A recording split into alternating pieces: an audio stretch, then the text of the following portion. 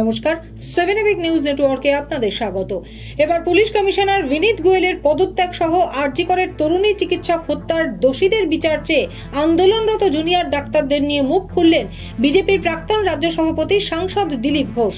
মঙ্গলবার বহরমপুরে প্রাতঃভ্রমণে বেরিয়ে দলীয় কর্মীদের নিয়ে চায়ে পে চর্চায় অংশগ্রহণ করেন তিনি।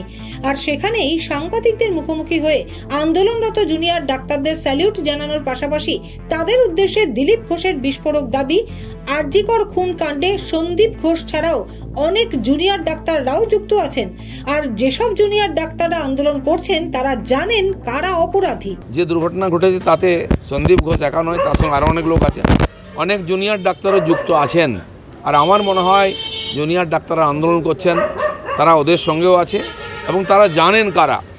এখন ভয় সংকোচ নাই, সন্দীপ ঘোষ অ্যারেস্ট হয়েছে, আরও অনেকে হবে। সেজন্য যারা জানেন তথ্য দিন সিবিআইকে, এগিয়ে এসে বলুন সমাজের সামনে, সত্য উদ্ঘাটন করুন।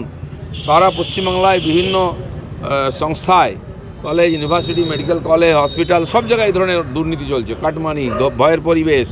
আপনারা এগিয়ে এসে মুখ খুলুন যাতে মানুষ সাহস করে এগিয়ে আসে। পাশাপাশি আরজি কর খুন কাণ্ড নিয়ে মুখ্যমন্ত্রী মমতা বন্দ্যোপাধ্যায়কেও তার স্বভাবসিদ্ধ ভঙ্গিতেই তীব্র কটাক্ষ করলেন দিলীপ ঘোষ। অ্যারেস্ট হবে সবাই জানতো, সময়ের অপেক্ষা ছিল, হয়েছে। এবং তার সাঙ্গপাঙ্গরা এক একজনের চরিত্র সম্বন্ধে যা কথা শোনা যাচ্ছে, তারা এক একজন মহাপুরুষের পর্যায়ে। মমতা ব্যানার্জি এই ধরনের সমাজের নিকৃষ্ট স্তরের লোকেদেরকে সবচেয়ে উঁচু জায়গায় বসিয়ে দিয়েছেন, সেজন্য উৎপাত। কিন্তু যে আন্দোলন চলছে, বিশেষ করে কালকে জুনিয়র ডাক্তাররা যে ধরনের আন্দোলন করেছেন তাদেরকে স্যালুট করতে হয়।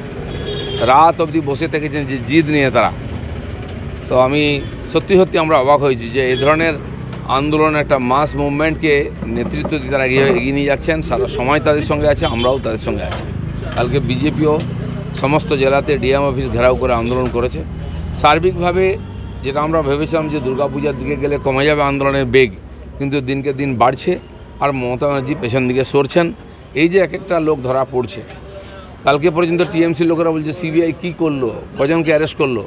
কালকেই 4 জন অ্যারেস্ট হয়েছে, তাদের ইচ্ছা পূর্ণ হবে। যে স্লোগান চলছিল দড়ি ধরে মারো টান, রানী হলো খান খান, দড়িতে টান পড়েছে।